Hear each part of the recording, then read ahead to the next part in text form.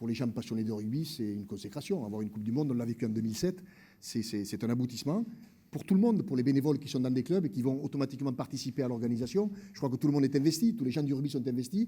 Et donc c'est pour cela que d'abord je tiens à rendre hommage à Pierre Camou qui a initié ce dossier avec son équipe. Bon, puis après il y a eu des élections, donc ils n'ont peut-être pas eu le temps de le mener à bout. Donc on l'a récupéré. On va parler des Irlandais puisque c'est un candidat sérieux et qu'ils ont un petit peu d'avance. Mais avec Claude et Serge, on sait que la ligne d'arrivée c'est le 1er juin. D'accord ? Il ne faut pas être le premier au 9 février, il faut être le premier au 1er juin. Donc on a encore un peu de temps pour faire en sorte que notre dossier soit compétitif. Bonjour Fanny, voilà, qui arbore le maillot tricolore, floqué du logo de France 2023. J'appelle également Camille Gracineau, membre de l'équipe de France féminine à 15. France 2023 également sur ce maillot. Puis j'appelle les garçons, Thierry Bourawa, capitaine de l'équipe de France à 7.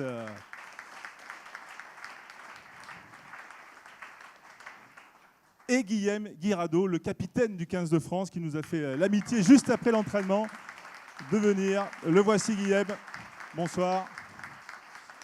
Ravi de pouvoir aussi retrouver certains joueurs avec qui j'ai eu la chance de porter ce maillot. Et du coup, ça sera forcément une fierté tout d'abord de pouvoir jouer notre premier match à domicile de cette année 2017. Et qui plus est avec ce slogan France 2023. Du coup, on aura une double pression, pression du résultat et pression sur les épaules de lancer la candidature sur le terrain.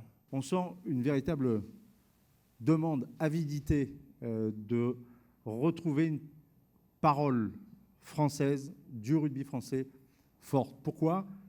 Bernard l'a dit, économiquement, la France pèse beaucoup sur l'échiquier mondial. Alors on ne parle pas que économie, évidemment, avec World Rugby, mais ça compte.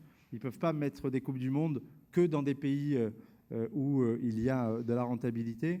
Et il y a des pays qui sont effectivement forts économiquement, c'est l'Angleterre et la France.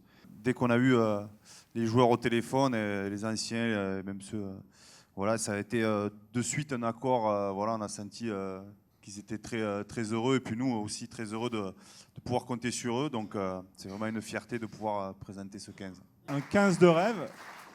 Et donc, 2 ambassadeurs. Le premier également, c'est Frédéric Michalak, que vous connaissez tous. Quand on est un gamin, on rêve tous déjà d'appartenir et de participer à la Coupe du Monde, de jouer pour l'équipe de France. Et c'est sûr que quand on le réalise enfin, c'est un rêve qui devient réalité. Et puis, on a tous en tête des images quand on était gamin, de voir les équipes de France évoluer, que ce soit pour moi en 99, lors de magnifiques matchs contre les Blacks, et puis malheureusement, plus récemment, en Angleterre, où on a échoué face aux grands All Blacks, mais ça reste à chaque fois des événements magnifiques à vivre. Autre ambassadeur, c'est Sébastien Chabal, qui nous fait l'amitié d'être là ce soir, ambassadeur de France 2023. Aujourd'hui, c'est une ambition partagée par déjà toute la famille du rugby, partagée par des anciens que nous sommes et on serait fiers de vivre cet événement à côté, au soutien de cette équipe de France, en partageant ces moments avec les supporters. 2007 a été un très très grand moment de partage.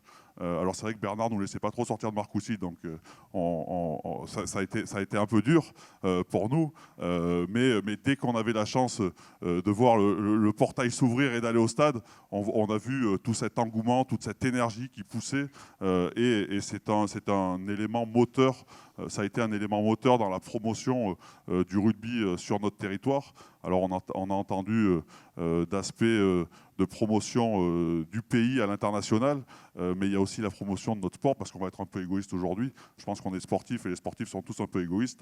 On va pousser pour la promotion encore plus de notre sport sur notre territoire.